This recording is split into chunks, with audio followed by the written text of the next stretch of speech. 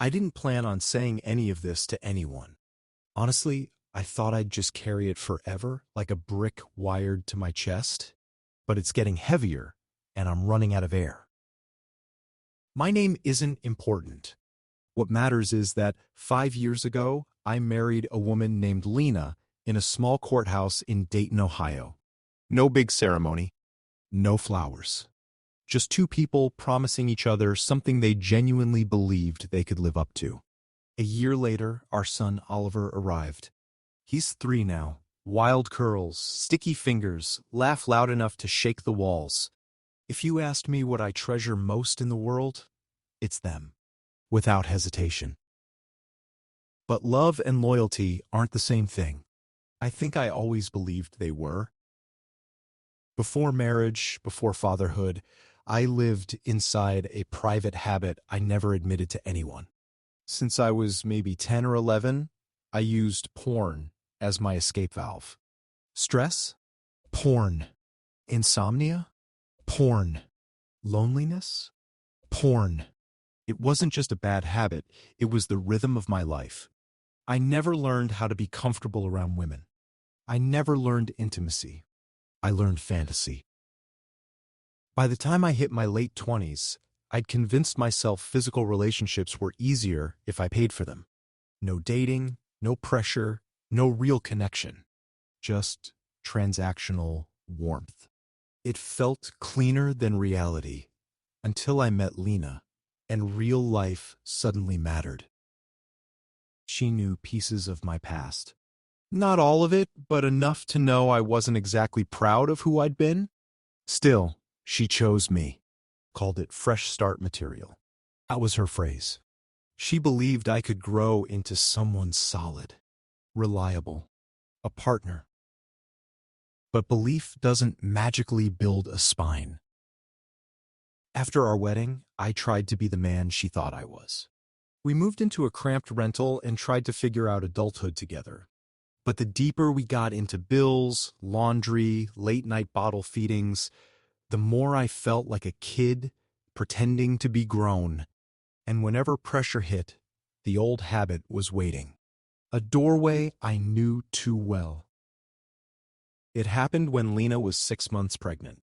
She'd gone to bed early, exhausted, one hand on her belly like she was guarding our son even in her sleep.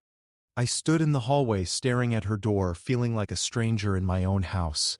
We hadn't had sex in weeks. We barely touched. I felt rejected, invisible, like some useless roommate who couldn't get anything right. Instead of talking to her, I grabbed my keys. I drove to a cheap motel on the edge of town.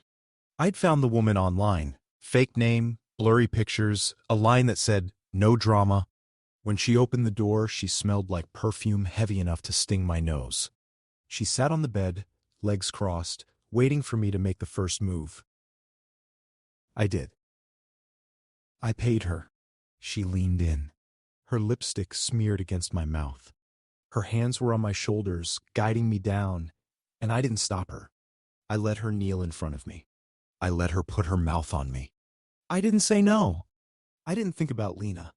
I didn't think about our baby. I just chased a physical jolt, like a hit of electricity I'd been craving for months. It was mechanical. Quick. Empty. When it was over, she wiped her lips with a tissue like she was cleaning up a mess someone else made. I couldn't even look at her. I walked out without saying goodbye. My body felt lighter, but my chest felt crushed. 2 days later, I broke down and told Lena. She cried so hard she couldn't breathe. She asked me if I'd touched the woman. I said yes. She asked if the woman touched me. I said yes. She asked if I wanted it. I couldn't answer. She said she forgave me, but her eyes never fully softened after that. A year later, I did it again. This time, it wasn't just a one-off impulse. I planned it. Scrolled through profiles for days. Checked rates. Picked someone younger. Someone pretty in a way that felt dangerous. Short dress, glossy hair, confident smile. When she met me in the room, she climbed into my lap like she'd done it 1,000 times. She kissed me slowly, deliberately, like she was trying to pull hunger out of me. Her hands slid under my shirt. I didn't stop her. I kissed her back. I held her waist. I let my body react, even though my brain was screaming to leave. We didn't have sex. We didn't take off all our clothes. But our mouths were everywhere. Neck, jawline, collarbone. Her hands were on my belt buckle before I stopped her. Not because of morals, because I panicked. Because the reality of what I was doing finally hit me like a punch. I left, shaking, half aroused and fully ashamed. I told myself it was different, less serious, just making out, as if that made it less of a betrayal. It didn't. Months later, I went even further. I hired another escort, one who presented herself differently, who blurred lines in a way that made the whole thing feel charged and taboo. When she kissed me, she bit my bottom lip. Hard. She pushed me back onto the bed, climbed over me, hands gripping my wrists. My heart was pounding, not with excitement but with this twisted mix of fear and thrill I didn't understand. Her mouth trailed down my throat. She slid her thigh between mine. I let her grind against me. I let myself get swept up in it, breathing heavy, hands on her hips, bodies locked together like we were seconds away from going all the way. I could have stopped it. I didn't. I only pulled away when she reached for the zipper of my jeans.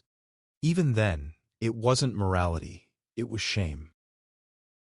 And then, unbelievably, I went back to the first woman, like returning to a crime scene. That time, she grabbed my face with both hands and kissed me in a way that felt intimate, possessive. She tugged at my shirt. She pressed her body against mine, chest to chest, heat everywhere. Her tongue in my mouth, my hands on her lower back, her breath in my ear. I let it go on long enough that there was no denying what I wanted. I stopped just before it became sex, but stopping late is still crossing the line. People like to tell themselves cheating only counts if someone ends up naked. But the truth is uglier. I wanted someone else's hands on me. I wanted someone else's mouth. I wanted the rush, the secrecy, the validation. I chose that over my wife every single time. That's the betrayal. Some nights, lying next to her, I wish I could just disappear. Not dramatically, just vanish. Remove myself like a stain. Tell myself they'd be better off without me than with a man who keeps collapsing under the same weakness.